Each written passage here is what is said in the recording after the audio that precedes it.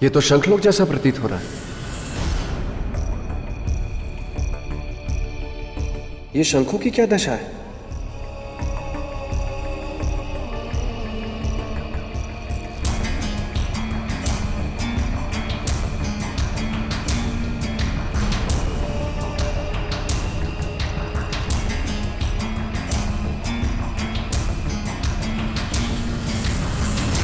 मैं इन टूटे शंखों का आवाहन करता हूं।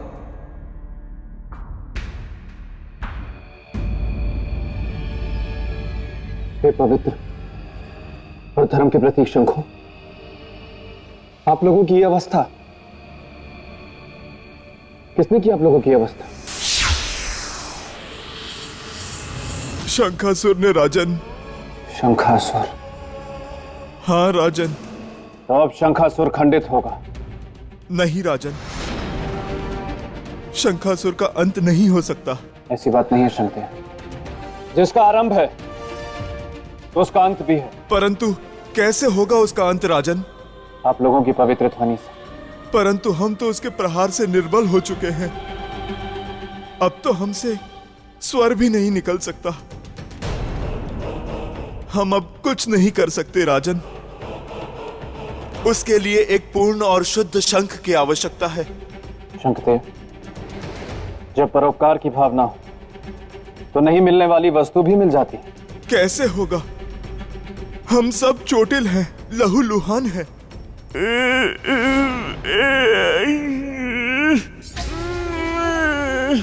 अच्छा शंखदेव, एक बात बताइए कि आपने दक्षिण मुखी शंख के साथ देवी मत्स्यगंधा को देखा है? नहीं राजन। इन्होंने भी नहीं देखा? तो वे कहां गए होंगे?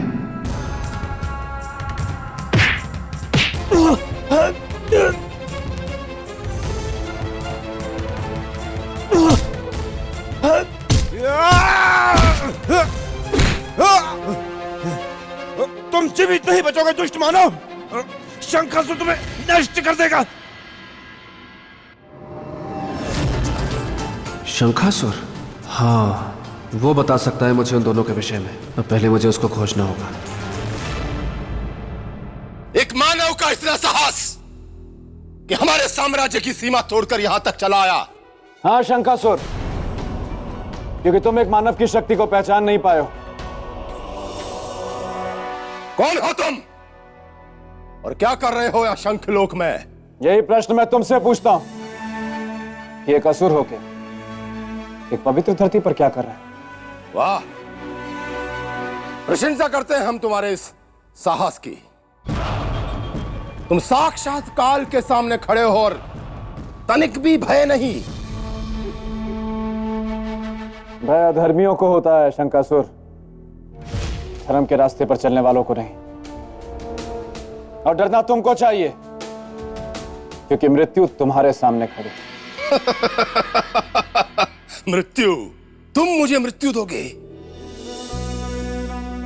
क्या करें, तुमने और कोई रास्ता छोड़ा ही नहीं।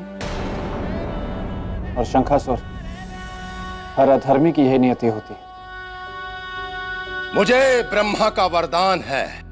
जानता हूं, और इस बात को भी भली भांति जानता हूं कि दक्षिण मुखी शंख की ध्वनि के कारण तुम्हारी मृत्यु होगी। तो अब मैं तुम्हें अपनी मृत्यु का अवसर प्रदान करता हूं। वो दक्षिण मुखी शंख जिसकी ध्वनि से मेरी मृत्यु है। अंधकासुर! आदेश। जाओ और उस बंदी दक्षिण मुखी शंख को ले आओ।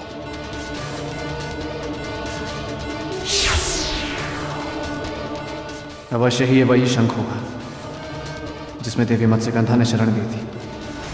यही सुनहरा अवसर होगा उस शंख और इस रक्षक को मारकर मत्स्यगंधा से विवाह करने का। वो इसे देखकर बाहर निकलेगी और मैं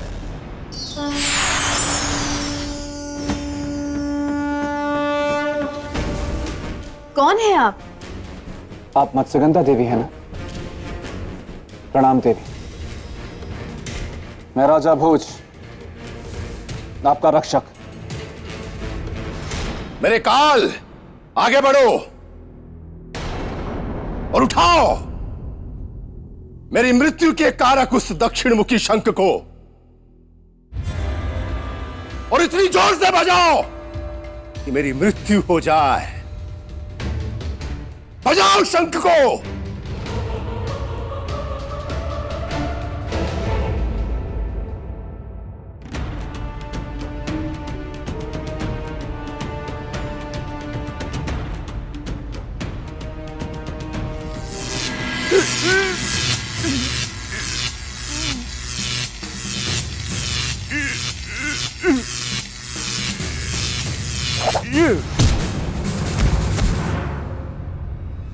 मानव, अब शंख तक तुम नहीं, तुम्हारी मृत्यु पहुंचेगी।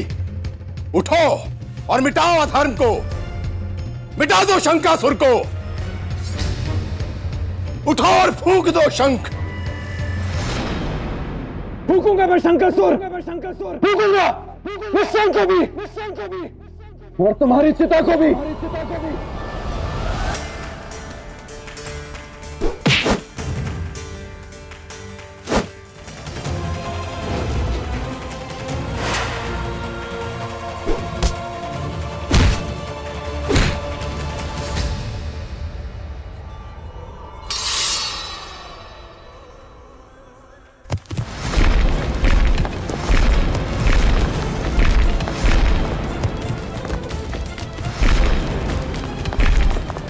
रुक क्यों गए? बढ़ो आगे और बजाओ शंख। शाबाश वीर मानव, शाबाश। कुछ तो बात है तुम में। आज पहली बार किसी वीर साहसी पराक्रमी राजा से हमारा सामना हुआ है। तेरा सामना मुझसे नहीं है शंकासुर, तेरी मृत्यु से। अपने अंत के लिए तैयार हो जा।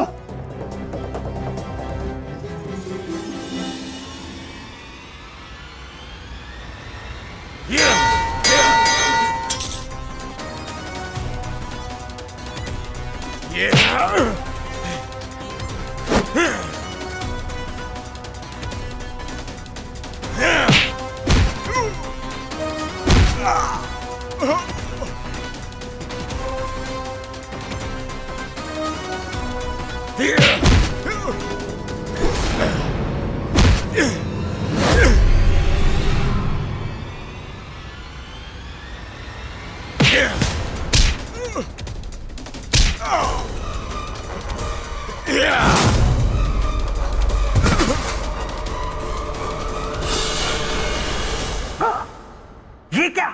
राजा भोज तो गिर गए। कहीं मेरी परीक्षा इनके लिए सच में घातक ना साबित हो जाए, और अगर ऐसा हुआ तो ये अच्छा नहीं होगा। क्या करूं, क्या करूं, क्या नहीं, जो हो रहा है वो सही हो रहा है, क्योंकि अग्नि में तपकर ही सोना कुंदन बनता है, और अगर राजा भोज कुंदन नहीं है तो इन्हें मेरे मित्र के सिंहासन पर बैठने का भी कोई अधिकार नहीं है।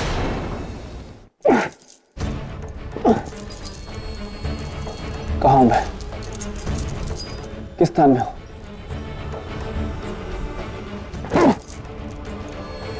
यहाँ तो तनिक भी प्रकाश नहीं है। खोलो मुझे, मुक्त करो मुझे, और फिर मेरे सामने आओ। नहीं जा सकते राजा भोज, तुम यहां से कभी नहीं जा सकते। यहीं पड़े पड़े सड़ते रहोगे और एक दिन मर जाओगे। प्रकाश की एक मध्यम किरण भी नहीं देख पाओगे तुम, क्योंकि ये स्थान अंधकासुर की काल कोठरी है। अंधकासुर की काल कोठरी।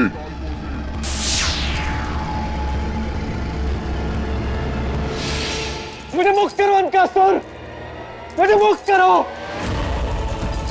मेरा जाना यहां से अनिवार्य है। मैंने वचन दिया उन जलपरियों को कि उनकी देवी मत्स्यगंधा को मैं वापस लाऊंगा। वचन दिया उन सोने के बड़े लोगों को कि उनका जीवन मैं वापस लौटाऊंगा। और वचन दिया है खुद को कि संसार में मैं उन शंखों को पुनर्स्थापित करूंगा। नहीं तो बहुत भारी अनर्थ हो जाएगा, अधर्म की विजय हो जाएगी, और मैं ऐसा नहीं होने दूंगा। मुझे मुक्त करो अंधकासुर।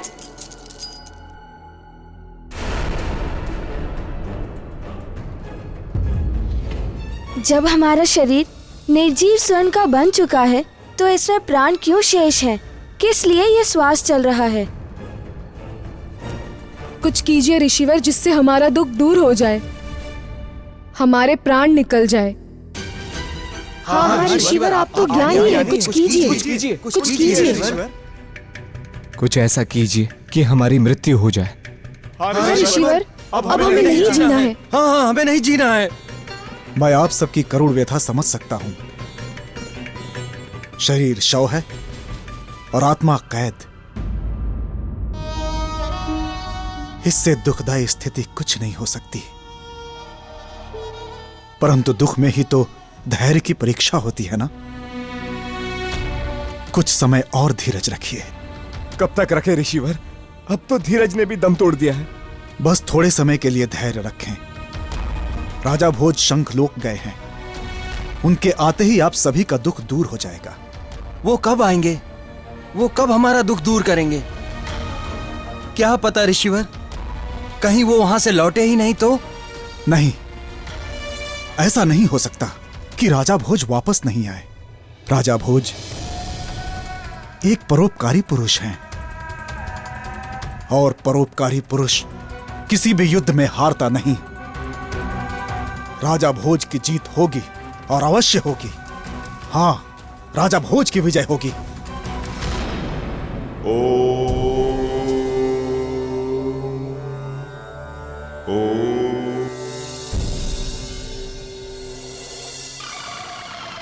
मेरे मृत्यु देवता, यहां तुम्हारी कोई शक्ति प्रभावी नहीं होगी, क्योंकि यह स्थान अंधकासुर का गहन खो है। अंधकार से भरा गहन खो।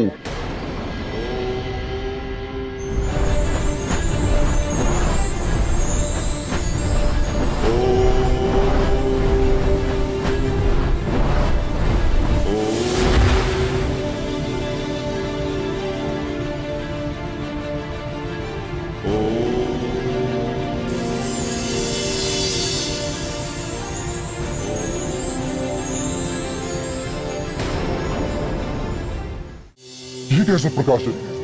नहीं, अंधकासुर के साम्राज्य में अंधकासुर का शत्रु प्रवेश नहीं कर सकता। नहीं।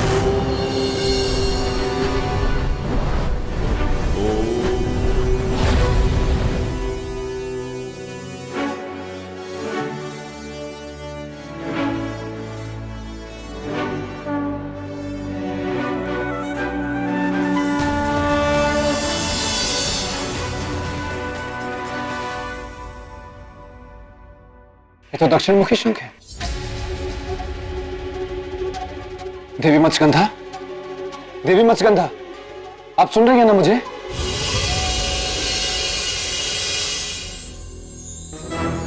राजन,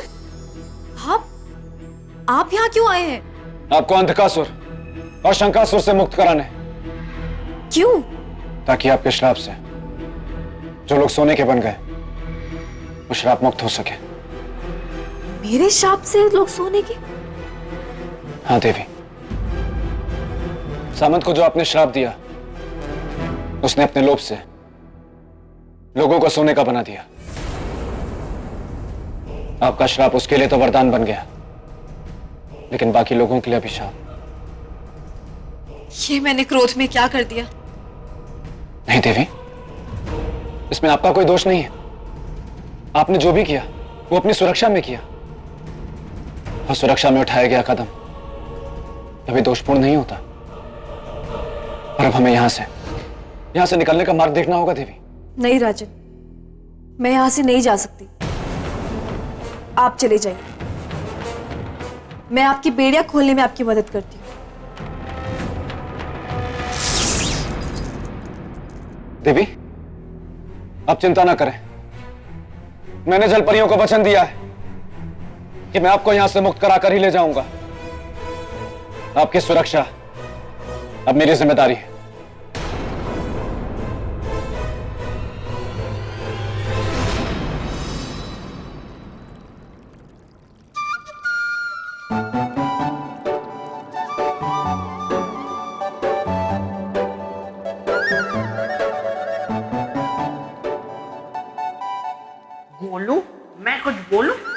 मुझे राजा भोज को देखना है, सौंदर्य लेखा को नहीं।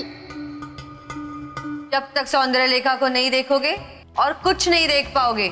आखिर अपनी दीवानी को कितना सताओगे?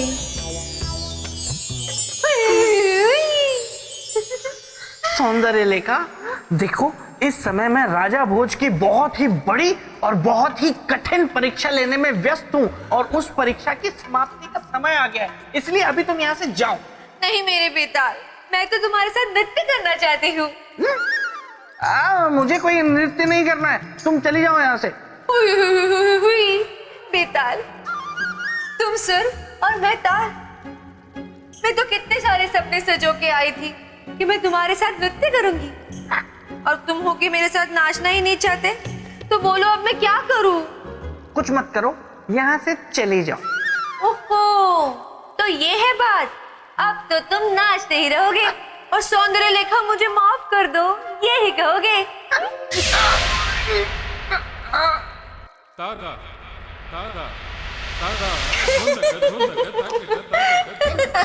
ये क्या कर दिया सौंदर्य लेखा तुमने? मैं नृत्य क्यों कर रहा हूँ? सौंदर्य लेखा ये तुमने क्या किया? मुझे ठीक कर दो, मुझे नृत्य नहीं करना है। मुझे नृत्य नहीं करना है सौंदर्य लेखा, मुझे नृत्य नहीं करना है। खोलो, तुम भी सौंदर्य लेखा के साथ मिले हुए हो, मुझे ही क्यों दिखा रहे हो? मुझे दिखाओ कि मेरी परीक्षा का ऊंट किस करवट बैठा। क्या हुआ अंधकासुर, इतने परेशान क्यों हो? महाराज, बात ही कुछ ऐसी है। क्या हुआ? आज मैं पहली बार किसी से भयभीत हुआ हूँ। किससे? राजा भोज से। क्या किया है उसने? उसमें अद्भुत शक्तियां हैं महाराज, उसमें योग शक्ति है। मुझे तो भय है कि मैं उसे अपने अंधकार की कैद में ज्यादा देर तक नहीं रख पाऊंगा। तुम कहना क्या चाहते हो अंधकार? साफ साफ कहो। केवल इतना कि इससे पहले कि वो संकट बने, आप उसे मृत्यु के घाट उतार दीजिए, उसे भी और उस शंख को भी। रही बात मत्स्यगंधा की, आप उसका लोक भी त्याग दीजिए, उसका भी अंत कर दीजिए। जब आप त्रिलोकी बन जाएंगे तो उससे कहीं ज्यादा सुंदरी आपको प्राप्त हो जाएगी महाराज। तुम सत्य कह रहे हो अंधकासुर। जब मत्स्यगंधा को हमारा प्रेम स्वीकार नहीं है तो उसके जीने का अर्थ क्या है? क्या है उसके जीने का अर्थ? हम आज ही उन सब का अंत कर देंगे, मिटा देंगे सबको इस दुनिया से। नहीं राजन, यह कदापि संभव नहीं है। जानता हूं, फिर भी ऐसे परामर्श दे रहे हैं क्योंकि इसके अतिरिक्त हमारे पास बाहर निकलने का कोई और मार्ग नहीं है। राजन, हम मत्स्य कन्याएं कभी विवाह नहीं करती, क्योंकि जब विष्णु जी ने मत्स्य अवतार लेकर हमारी रक्षा की थी, उन्होंने हमें अपनी पत्नी के रूप में स्वीकार किया था। इसीलिए हम विष्णु जी को अपने मन से अपना पति मानते हैं।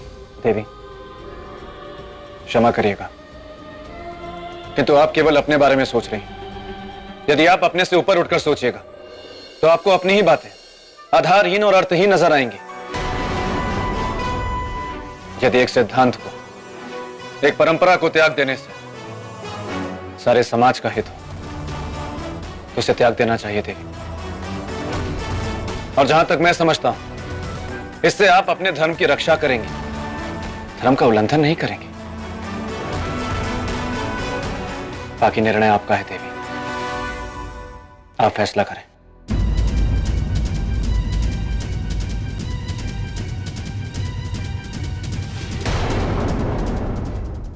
नहीं राजन, यह कदापि संभव नहीं है।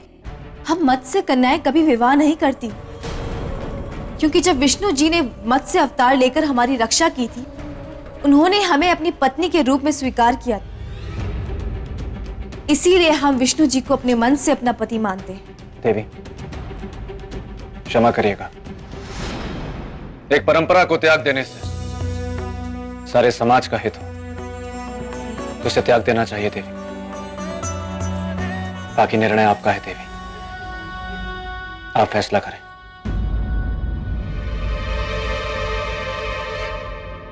ठीक है राजन, जैसा आप चाहते हैं वैसा ही होगा।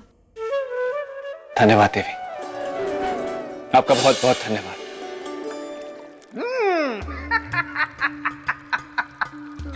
बात तो एकदम सही कही। इधर देखो। बात एकदम सही कही राजा भोज ने। परंतु इन्हें पता नहीं है कि शंखासुर, भस्मासुर और क्रोशासुर से भी बड़ा सुर है।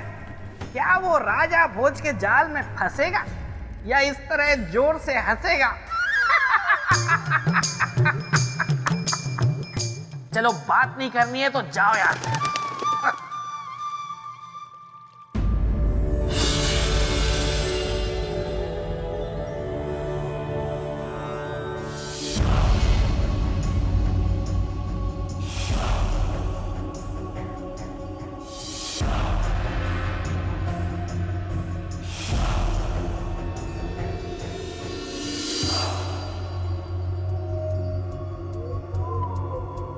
यही है ना तुम्हारा काल बनने का इच्छुक?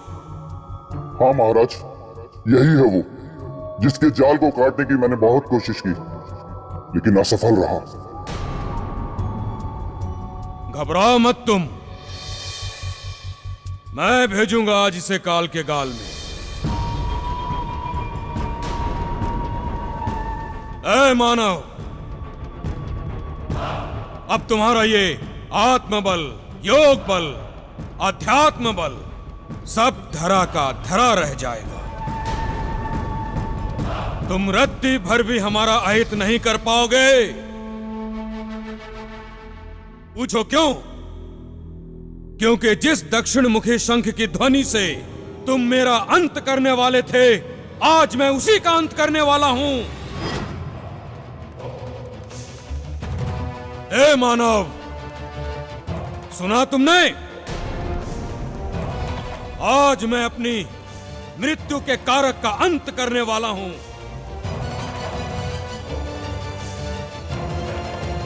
महाराज, आपके डर से इसकी वाणी चली गई है, गूंगा हो गया है ये।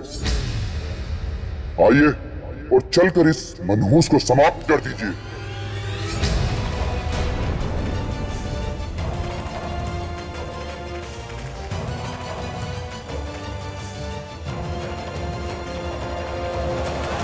ब्रह्मदेव, आज आप गलत सिद्ध हो जाएंगे कि संसार में कोई अमर नहीं है, क्योंकि आज के बाद मैं इस दक्षिण मुखी शंख का अंत करके सदा सदा के लिए अमर हो जाऊंगा। अमर हो जाऊंगा।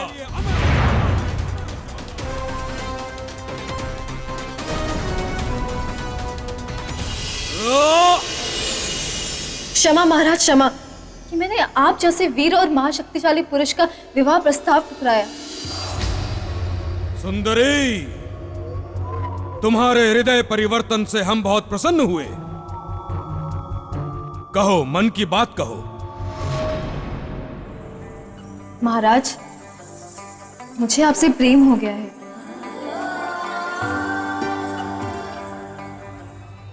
महाराज, इसकी बातों में मत आइएगा। ये इसका प्रेम पाश नहीं, प्रेम फांस है। ये आपको फंसाने और इस शंख को बचाने की इसकी चाल है। चुप, तुम चुप रहो।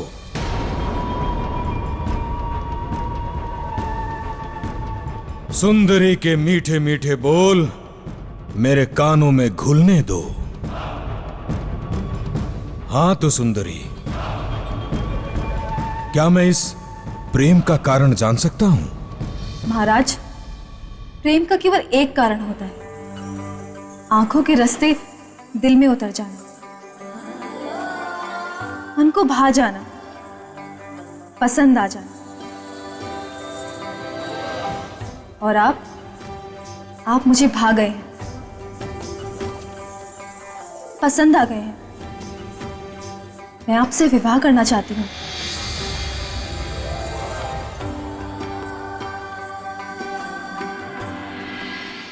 विवाह? महाराज, इसकी कोई बहुत गहरी चाल है, इसकी बात बिल्कुल भी मत सुनिएगा।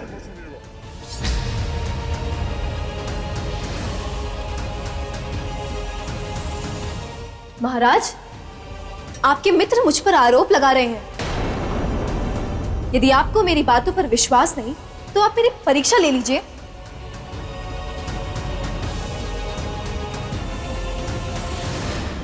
सुंदरी, तुम्हें अपनी प्रेम परीक्षा के लिए मेरी मृत्यु के कारक इस दक्षिण मुखी शंख की मृत्यु देखनी होगी।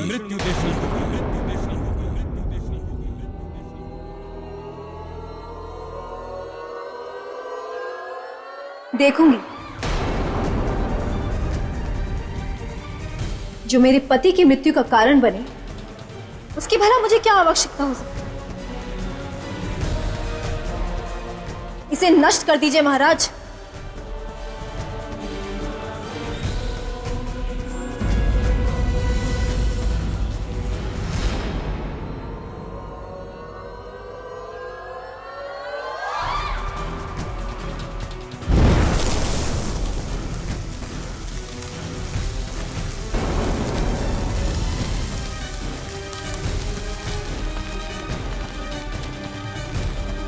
मैं अमर हो गया ब्रह्मदेव, मैं अमर हो गया, अमर हो गया मैं, अमर हो गया मैं, अमर हो गया मैं।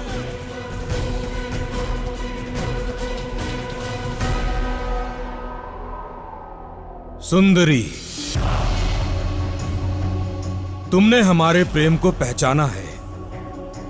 मैं हृदय से तुम्हारा आभारी हूं।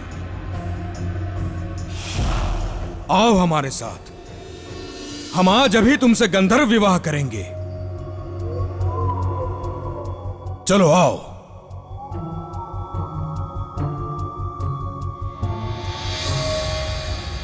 इतनी आसानी से कैसे नष्ट हो गया ये शंख?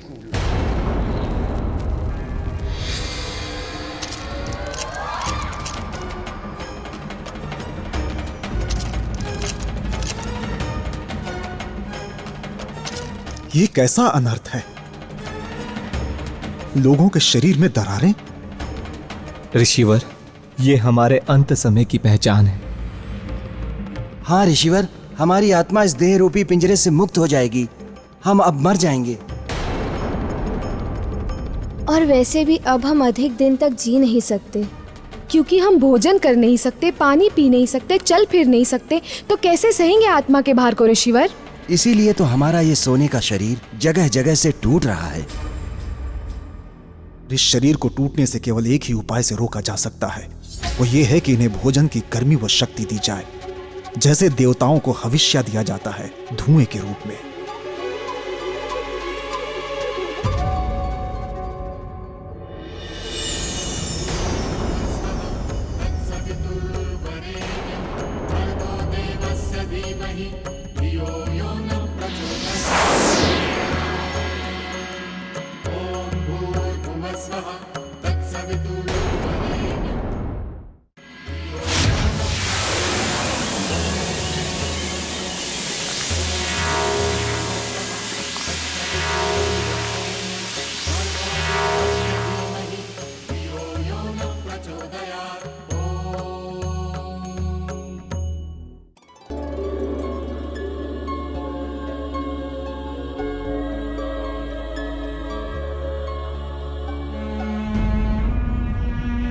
राजा भोज, अब मैं इन्हें अधिक देर तक सुरक्षित नहीं रख पाऊंगा।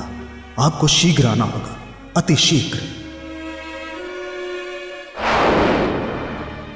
अब देखना ये है कि क्या राजा भोज समय रहते वापस आ पाते हैं या नहीं।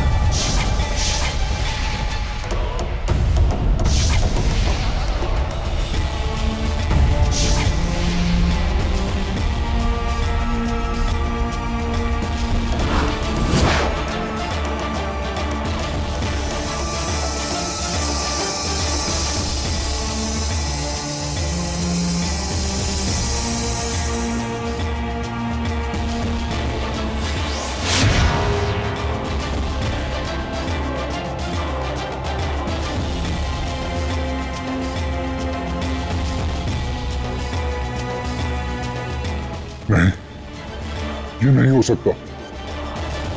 ये शंख तो जीवित है। मैं इसे अभी समाप्त कर दूंगा।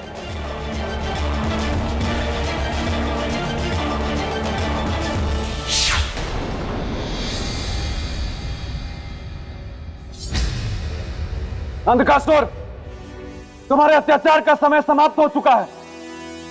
अब मैं तुम्हें तुम्हारे अत्याचारों का फल दूंगा।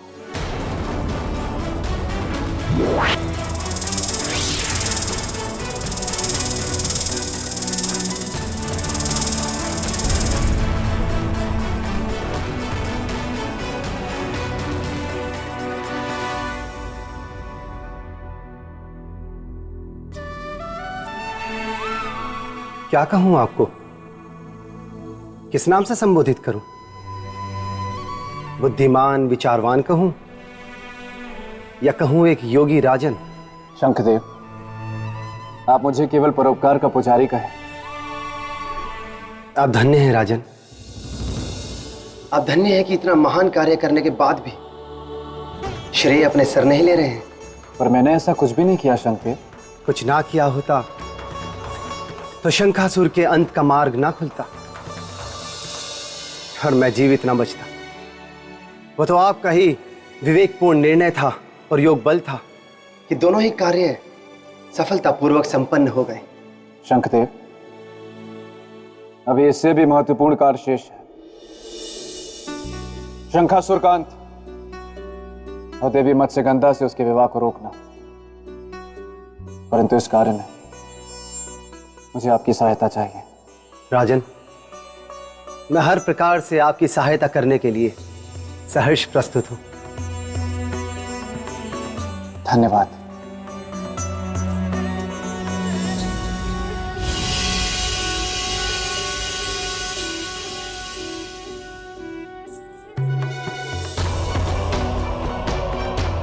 शंखासुर, अब तुम्हारा अंत निश्चित है।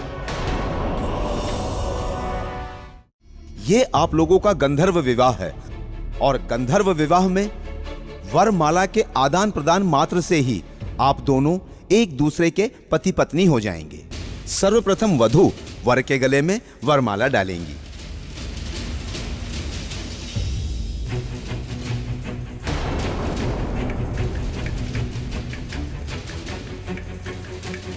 देवी, आप किसकी प्रतीक्षा कर रही हैं? मेरी मेरी मेरी मेरी ताकि मैं आपके विवाह के शुभ अवसर पर शंख बजाने का ये शुभ कार्य कर।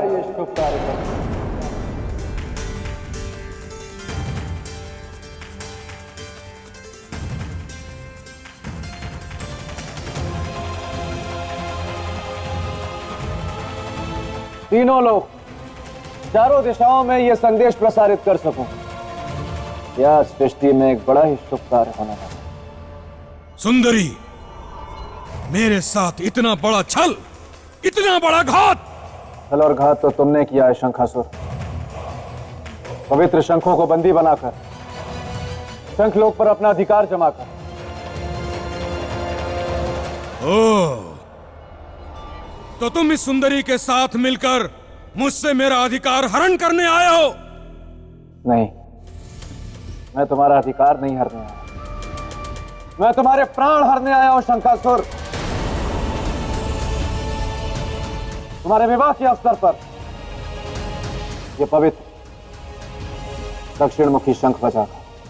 नहीं नहीं मानव, नहीं, तुम ये शंख नहीं बजा सकते।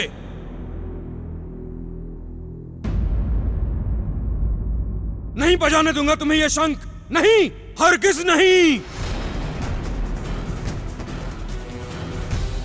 तुम्हारा यह मुझे मारने का प्रयास विफल होगा। मैं इतना दूर चला जाऊंगा कि तुम्हारी ये शंख की ध्वनि मेरे कानों को सुनाई नहीं देगी, और ये शंख की ध्वनि मुझे नष्ट नहीं कर पाएगी।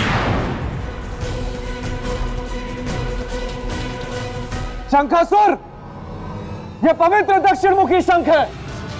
तू संसार के किसी भी कोने में क्यों ना चला जाए, इस शंख की ध्वनि के प्रहार से नहीं बच सकता। तेरी मृत्यु निश्चित है।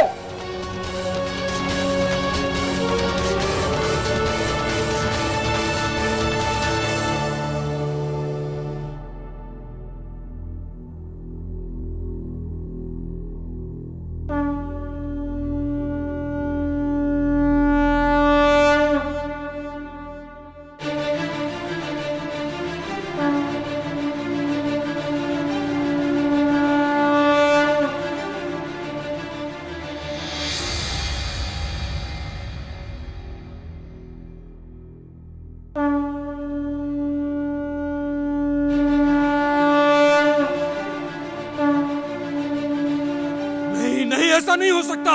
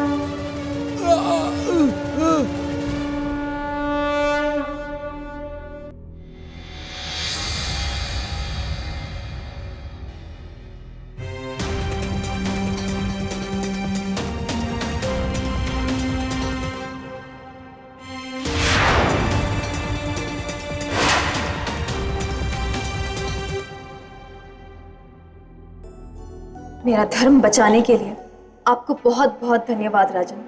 देवी, कुछ देर के लिए आपका मन शंका से भर गया था ना? शंका से नहीं, पर भय से अवश्य सिहर उठी थी। राजन, जहां आप जैसा साहसी, निस्वार्थी, परोपकारी और पुरुषार्थी होगा, वहां भय अधिक समय तक नहीं रह सकता।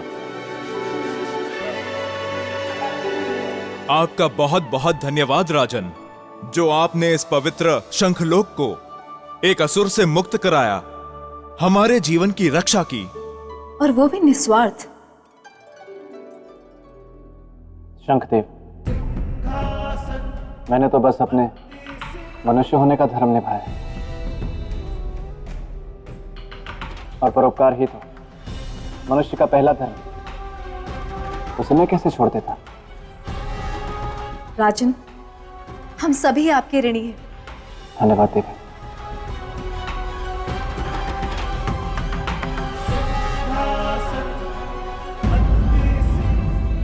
आपका बहुत बहुत धन्यवाद राजन, जो आपने इस पवित्र शंखलोक को एक असुर से मुक्त कराया, हमारे जीवन की रक्षा की, और वो भी निस्वार्थ। शंखदेव, मैंने तो बस अपने मनुष्य होने का धर्म निभाया, और परोपकार ही तो मनुष्य का पहला धर्म। उसे मैं कैसे छोड़ देता? राजन, हम सभी आपके ऋणी हैं। धन्यवाद देवी। शंखदेव, आपका शंख। राजन, ये शंख अब आप अपने पास ही रखें। मैं इसे रखूं? हाँ राजन, ये शंख आपने हित और अपनी निस्वार्थ भावना से अर्जित किया है। ये शंख अब देखने में केवल एक शंख है, किंतु वास्तव में एक निधि बन चुका है। इस शंख के द्वारा आप कोई भी असंभव कार्य सहजता से संभव कर सकते हैं। इस बहुमूल्य उपहार के लिए आपका कोटि कोटि धन्यवाद। देवी, अब हमें चलना चाहिए। तनिक भी विलंब स्वर्ण से बने लोगों के लिए घातक होगा। चलिए। प्रणाम शंखदेव। प्रणाम।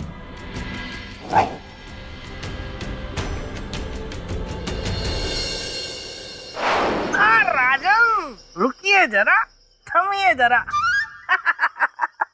आप सोच रहे होंगे कि आपने परोपकार की परीक्षा तो पार कर ली और अब आप परोपकार की सीढ़ी भी चढ़ जाएंगे, लेकिन ऐसा नहीं है। आपने परोपकार की परीक्षा जरूर पार कर ली, परंतु अब भी आप परोपकार की सीढ़ी नहीं चढ़ सकते। क्यों? क्योंकि परोपकार की परीक्षा को पार करने के लिए आपको निर्णय की परीक्षा का पार करना भी बहुत जरूरी है, जो कि परोपकार की परीक्षा का ही हिस्सा है। मैं परीक्षा के लिए तैयार। अच्छा, नहीं, नहीं, अगर आप परीक्षा के लिए तैयार ना हो तो कोई जबरदस्ती नहीं है। अगर आप थक गए हो, चूर हो गए हो, टूट गए हो, हार गए हो, बिखर गए हो, तो आप ना भी कह सकते हैं। क्योंकि वैसे भी सिंहासन तो आपको मिलने से रहा, तो आप क्यों बेवजह पकवान बना रहे हैं? श्रीमान बेताल, मैं परीक्षा तो दूंगा ही, क्योंकि जिस महान सिंहासन को प्राप्त करने की मैं चेष्टा कर रहा हूं, वो आप जैसे महान मित्र के महान मित्र का महान सिंहासन।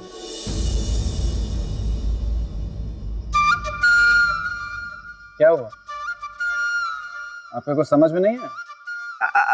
नहीं, मेरी कुछ समझ में नहीं है। नहीं, मतलब मेरी समझ में सब कुछ आ गया है, परंतु फिर भी मैं चाहूंगा कि आप अगर खुलकर कहेंगे तो अच्छा होगा।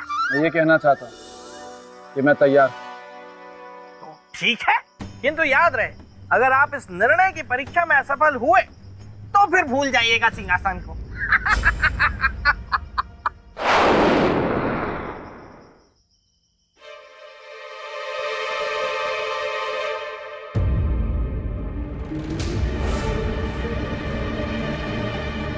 आइए।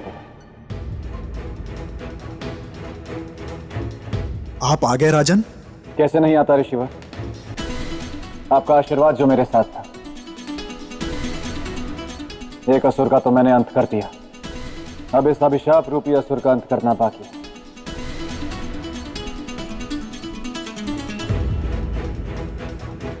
तो बताइए ऋषिवर, इन लोगों को अभिशाप मुक्त कैसे करें?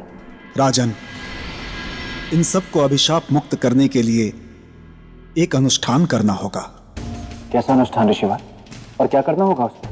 राजन, देवी मत्स्यगंधा के खुशी के आंसू तथा दक्षिणामुखी शंख के साथ एक सम्मिलित अनुष्ठान करना होगा। ऋषिवर, क्या इस अनुष्ठान से इनका अभिशाप दूर हो जाएगा? अवश्य राजन, क्योंकि इस अभिशाप का कारण ही है मत्स्यगंधा का क्रोध तथा दक्षिणामुखी शंख का दुरुपयोग। इस अनुष्ठान से इन दोनों की अशुद्धता पवित्र हो जाएगी तथा शांत भी। तो चलिए ऋषिवर, बिना विलंब किए इस अनुष्ठान को करते हैं। किंतु राजन, यह अनुष्ठान प्रातः काल ही हो सकता है। राजन, हाँ ऋषिवर, इस अनुष्ठान में एक गंभीर समस्या है। क्या ऋषिवर? राजन, आपने जो अपने परोपकार से पुण्य प्राप्त किए हैं, वो सभी पुण्य समाप्त हो जाएंगे। कोई बात नहीं ऋषिवर, इनके उद्धार के लिए मैं अपने जीवन के सारे पुण्यों का त्याग करने के लिए तैयार हूं। तो चलिए इस अनुष्ठान की तैयारी कीजिए।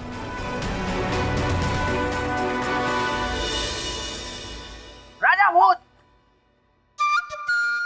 श्रीमान बेताल, आप यहाँ क्या कर रहे हैं? राजन, मैं जो भी कुछ कर रहा हूँ, लेकिन आप ये उचित नहीं कर रहे हैं। आपका निर्णय अनुचित है। ये आप क्या कह रहे हैं? मैं सच कह रहा हूँ, आप कुछ भूल रहे हैं। मैं क्या भूल रहा हूँ? बताइए राजन, कहाँ है वो पवित्र निधि जिसे लाने का आपको प्रयत्न करना था, जिसमें दूसरों के हित की भावना हो, निस्वार्थ कार्य की भावना हो? कहाँ है वो निधि? आप भूल रहे हैं राजन, वो निधि आप ही के पास है और उसी में सारा पुण्य छिपा हुआ है। ये शंख आपने हित और अपनी निस्वार्थ भावना से अर्जित किया है।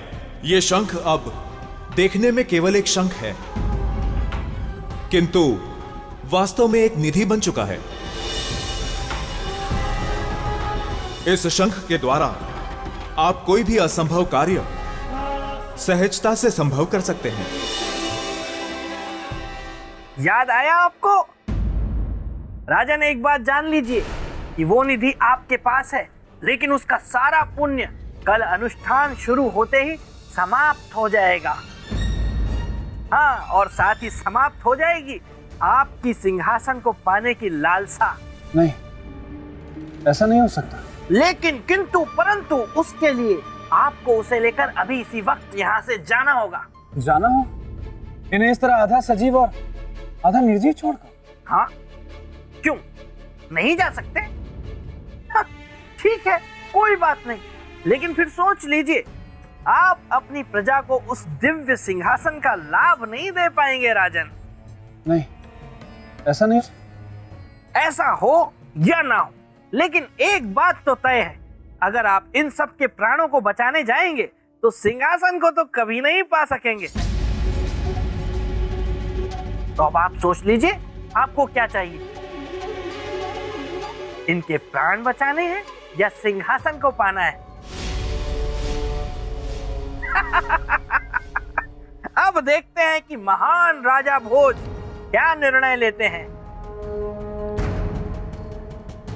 सोच समझ कर निर्णय लीजिएगा, मैं गुफा में आपकी प्रतीक्षा करूंगा।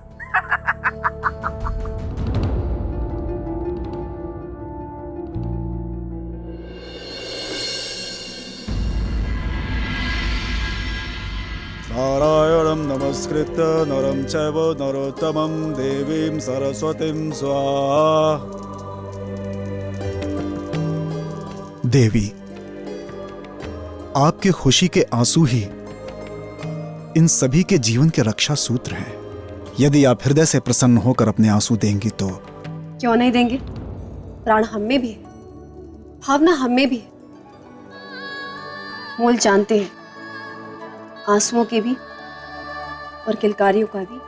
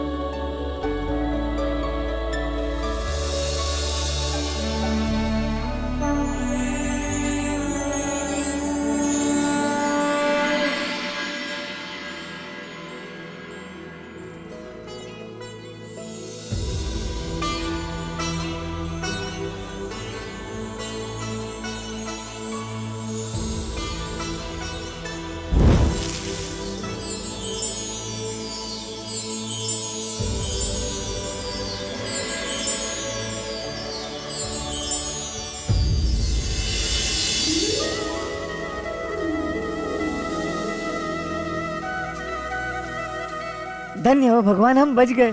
हाँ मित्र, भगवान की कृपा से हम बच गए। जय हो, जय हो, जय हो।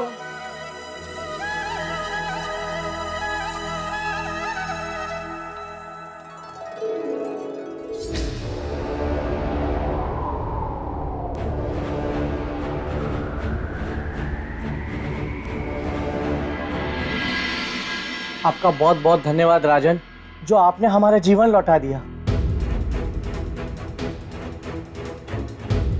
ये पूरा संसार एक परिवार, और परिवार में कोई भी दुखी रहे तो ये हर एक मनुष्य का दायित्व है कि उसके दुख को दूर करे। इसलिए मैंने कोई बहुत बड़ा काम नहीं किया।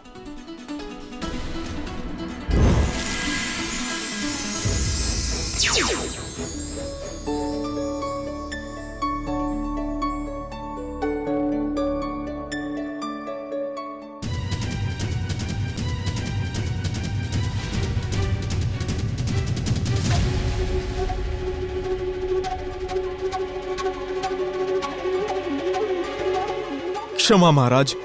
सामंत, तुम अपराधी मेरे नहीं हो, देवी मत्स्यगंधा के, इसलिए क्षमा भी उनसे मांगो, मुझसे नहीं। हे देवी, इस पापी अधर्मी को क्षमा कर दीजिए। मैं लोभी हूँ, स्वार्थी हूँ, मुझे क्षमा कर दीजिए देवी, मुझे क्षमा कर दीजिए। उठो सामंत, पाप को स्वीकार कर लेने से पाप पाप नहीं रह जाता, प्रायश्चित बन जाता है। तुमने अपना पाप स्वीकार कर लिया है और यही तुम्हारा प्रायश्चित है। आज से मैं इस व्यवस्था को ही समाप्त करती हूँ, ताकि भविष्य में कोई भी ये पाप ना कर सके। अब मनुष्य को केवल मछलियों को भोजन कराने का ही पुण्य मिलेगा। जो सिद्धि प्राप्ति के लिए इनकी आहुति देगा वो पाप का भागी होगा और वो सिद्धि को कभी भी प्राप्त नहीं कर सकेगा।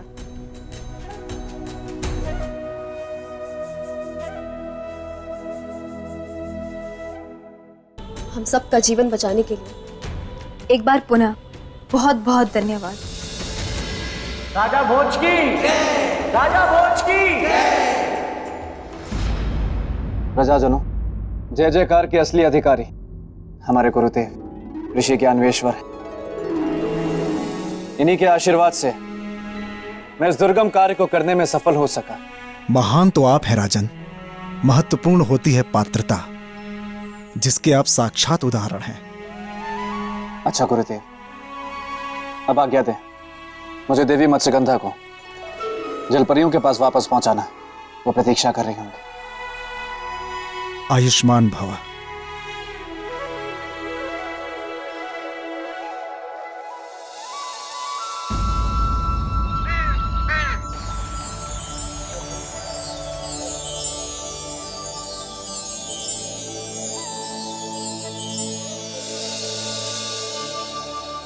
राजन, हमारी सहेलियां आपका स्वागत कर रही हैं। राजन, आप हमारी राजकुमारी मत्स्यगंधा को वापस ले आए। हमारे बुझे हुए मन में खुशियों के दीप जलाए। हमारा संपूर्ण मत्स्यलोक आपका आभारी है। राजन, आपसे एक निवेदन है। निवेदन नहीं देवी, आप आदेश करिए। आप हमारे लोक चलें और हमें अपने आतिथ्य का अवसर दें। देवी, आपका आतिथ्य ग्रहण करना मेरे लिए सौभाग्य की बात है, किंतु दुर्भाग्यपूर्ण मुझे भी जाना होगा। आवश्यक कार्य, इसलिए आज्ञा दें। आवश्यक कार्य है तो नहीं रोकेंगे, परंतु आश्वासन दें कि आप आएंगे। पूरा आश्वासन नहीं, मैं आप सबको वचन देता हूं कि मैं कभी ना कभी आपके मत्स्य लोग अवश्य आऊंगा। प्रतीक्षा रहेगी। प्रणाम देवी। प्रणाम।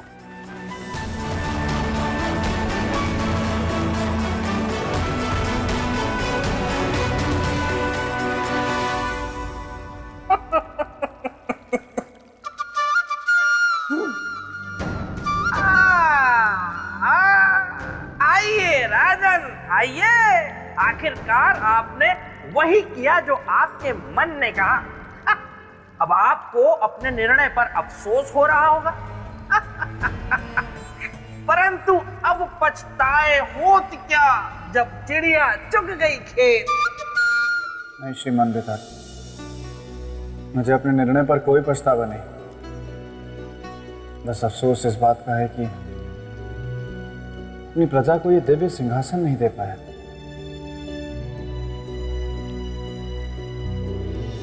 जाते जाते आपसे एक बात कहना चाहता हूं। मैं आपका बहुत बहुत आभारी हूं कि आपसे बहुत कुछ सीखने को मिला। अच्छा, आप कह दीजिए।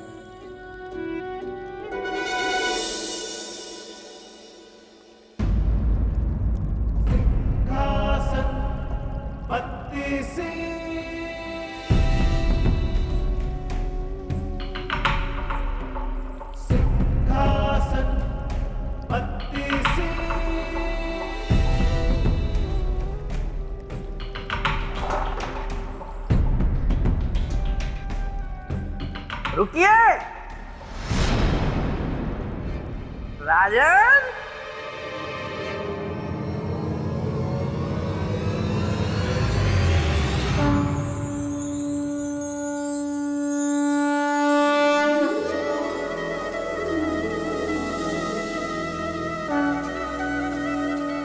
श्रीमान, ये शंख? हाँ राजन, शंख। चौंकिए मत राजन, आप तो ऐसे चौंक रहे हैं जैसे मैं आपको शंख नहीं बल्कि बिच्छू दिखा रहा हूं। ये शंख आपका है राजन।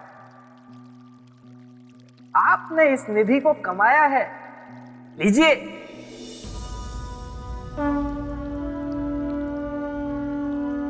लीजिए लीजिए और कीजिए शंखनाद।